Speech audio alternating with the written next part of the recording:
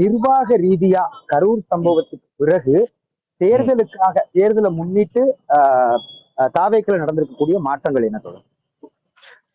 தேர்தலை முன்னிட்டு மாற்றங்கள்னா இப்ப எல்லாரும் பாத்தீங்கன்னா கூட்டணி அந்த ரேஞ்சுக்கு வந்து போயிட்டாங்க.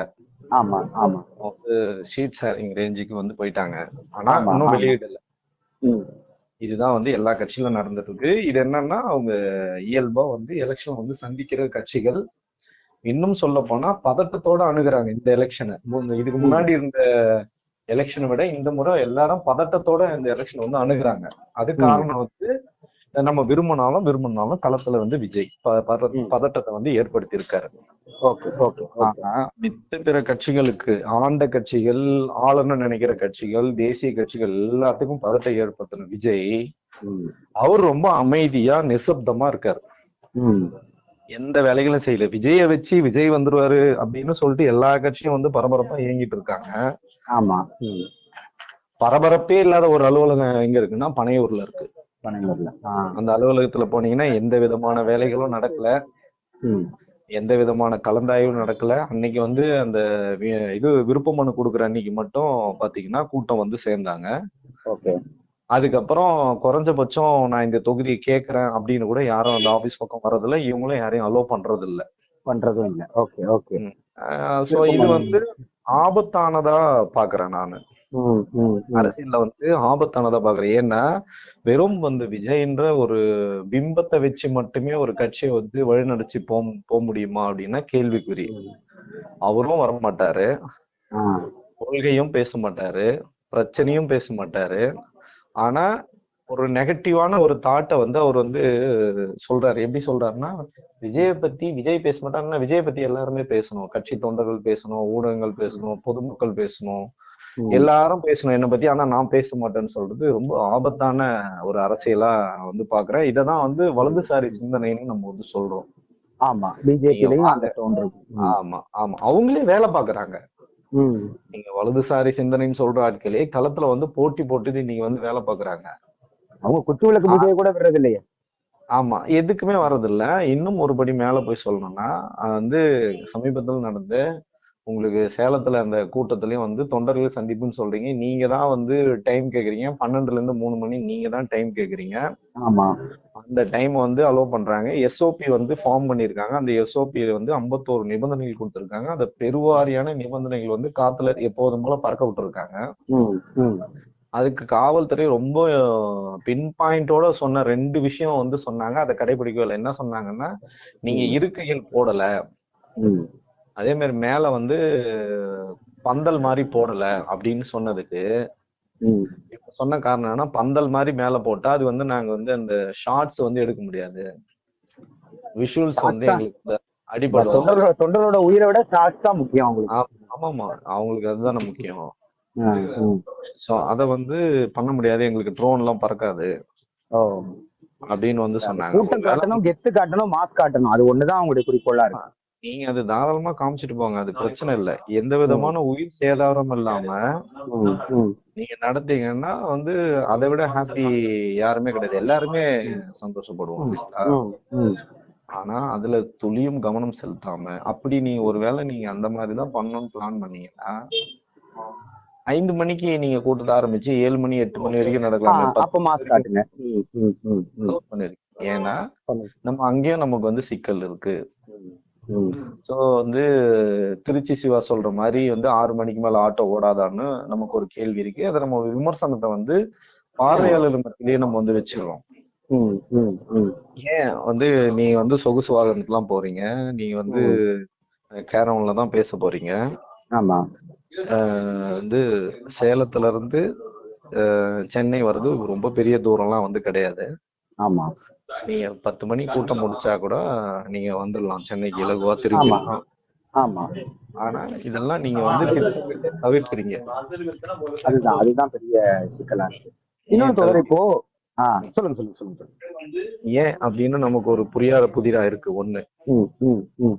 ரெண்டாவது வந்து நீங்க எதுக்குமே பேச மாட்டேன்றீங்க. இப்போ ஒரு தொண்டர் இறந்து போயிருக்காரு, தொண்டர்னு சொல்ல முடியாது, ஒரு பொதுமக்கள். அதுவும் பாத்தீங்கன்னா அவர் வந்து தமிழகத்தை சார்ந்த கிடையாது,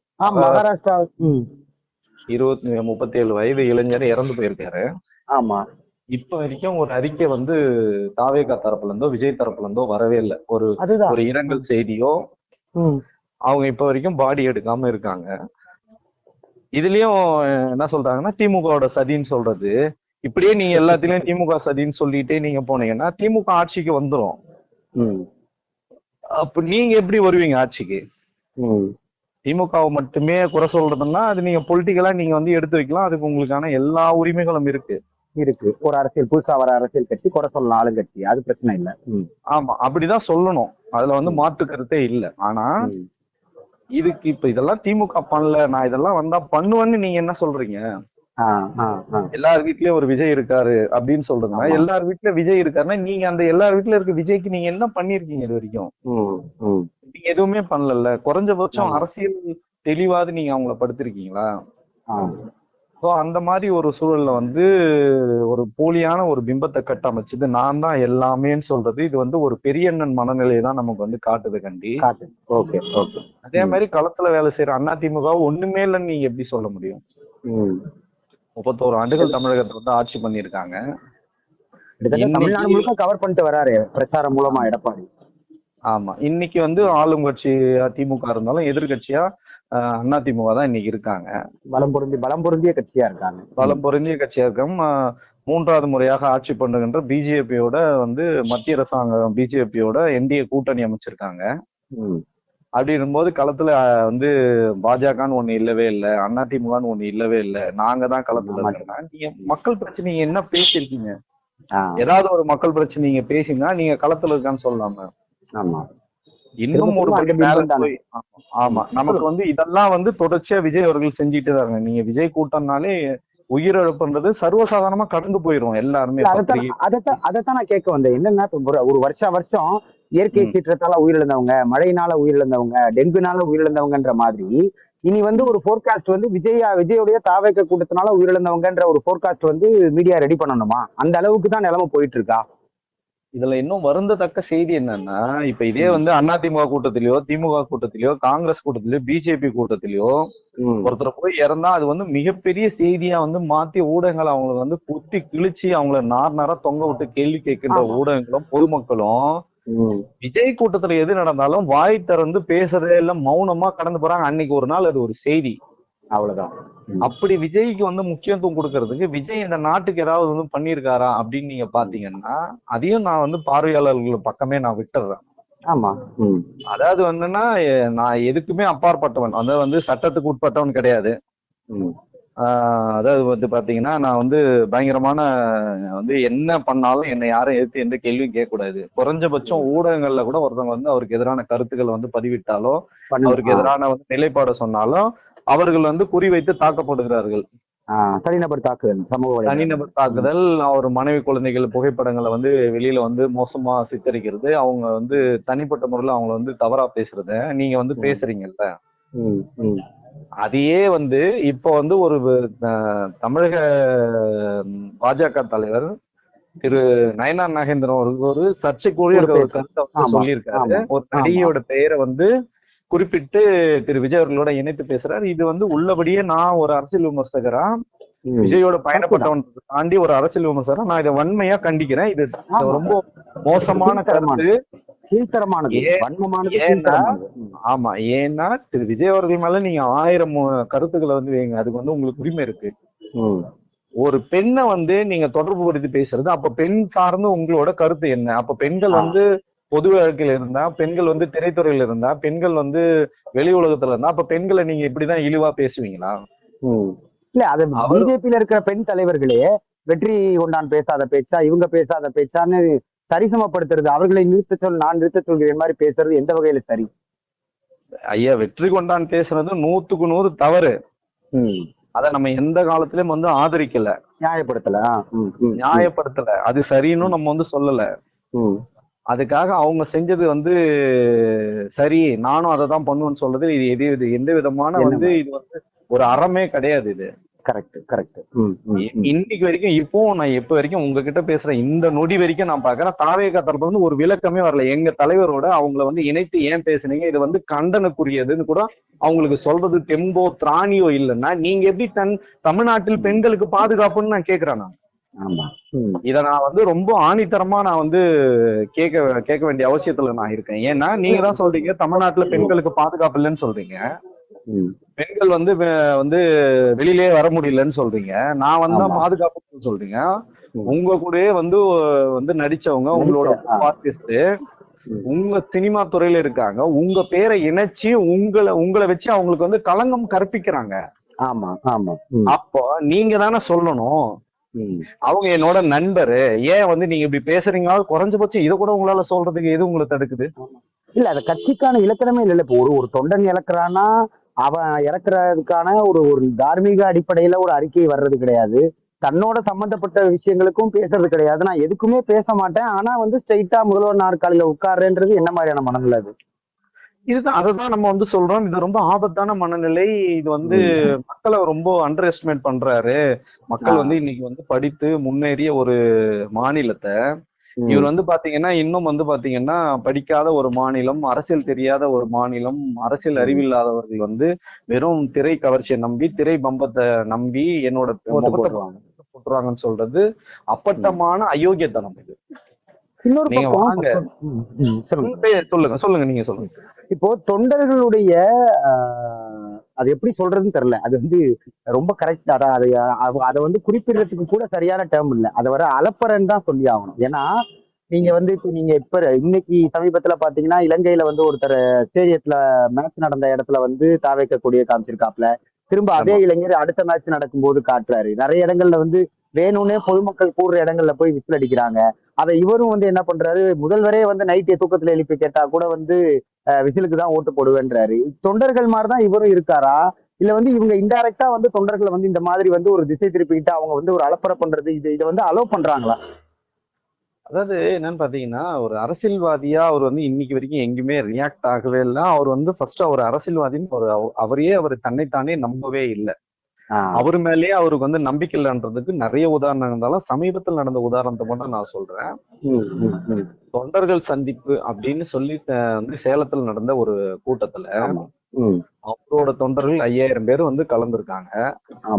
அவங்க எல்லாருமே பாத்தீங்கன்னா தாவேக தொண்டர்கள், அவங்க எல்லாம் உறுப்பினர்கள். அவங்களுக்கு வந்து ஐடி கார்டு கொடுத்துருக்காங்க, ஃபார்ம்ல ரிஜிஸ்டர் பண்ணிருக்காங்க. அவங்க கிட்ட போய் வந்து கேக்குறாரு, உறுதிமொழி கேக்குறாரு. அதுக்கப்புறம் அதை தாண்டி என்ன சொல்றாருன்னா, நீங்க வந்து முதலமைச்சர் ஸ்டாலின் ஓட்டு போடுவீங்களா, விஜய் ஓட்டு போடுவீங்களான்னு கேக்குறாரு.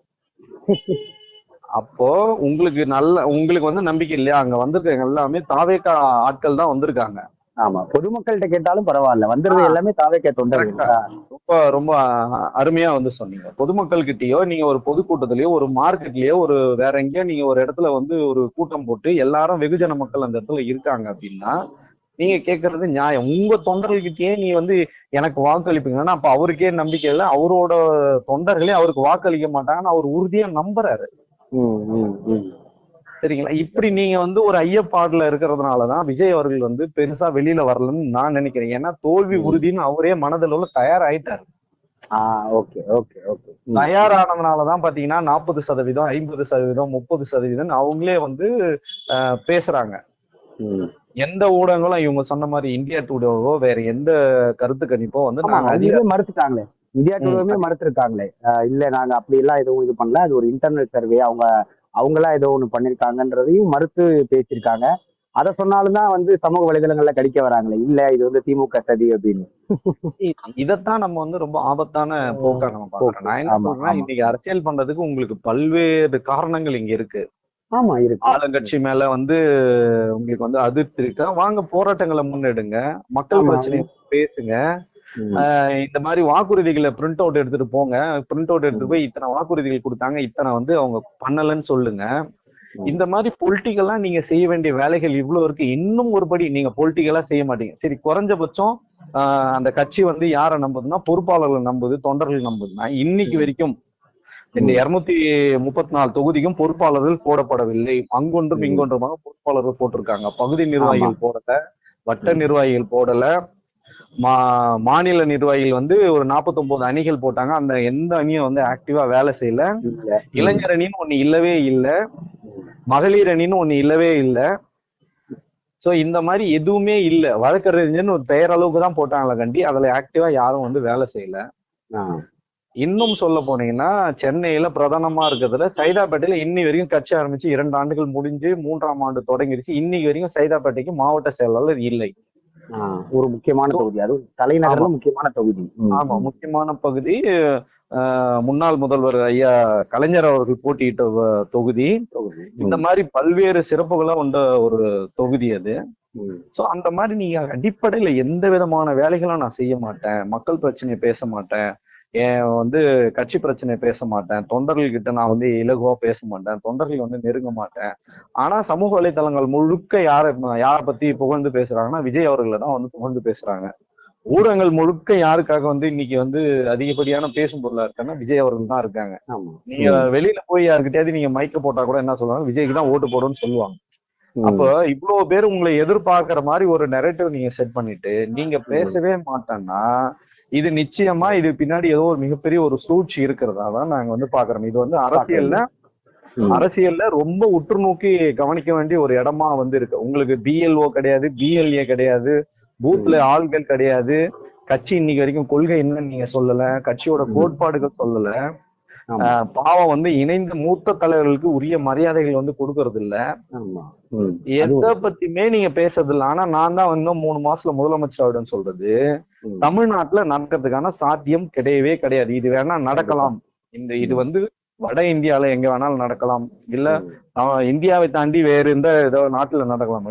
தமிழ்நாட்டுல நிச்சயமா நடக்கிறதுக்கான சாத்திய கூறு 1% கிடையாது.